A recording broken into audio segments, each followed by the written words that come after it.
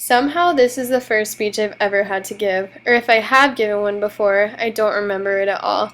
So I couldn't compare it to any past experiences or take away any lessons learned from previous speeches.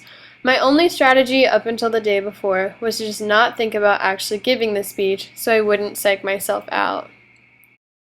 I told my mom about the assignment, and she offered to let me FaceTime her, but I decided to just ask one of my roommates to be my audience.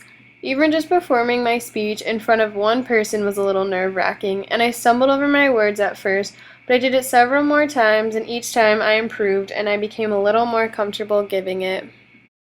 All of the ingredients I needed to make my sugar scrub were in large quantities, so luckily I was able to practice making it to make sure there weren't any complications during my presentation. Like what was recently demonstrated in class, I found that while I was combining ingredients and keeping my hands occupied, doing so did calm some of my nerves. Although I had been practicing my speech a few days in advance and telling people about the assignment, on the dreaded final day before I would be giving my speech, I finally came to terms with the fact that it was actually happening, and that avoiding that thought any longer wouldn't do me any good. Somehow facing the reality of the situation felt like half of the battle.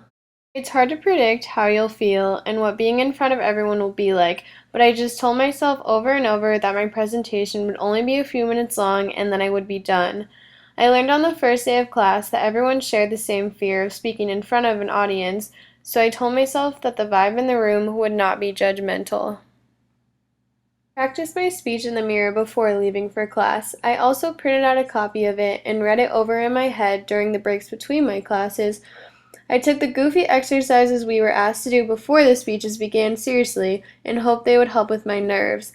I took a few more deep breaths before walking to the front of the room and hoped for the best.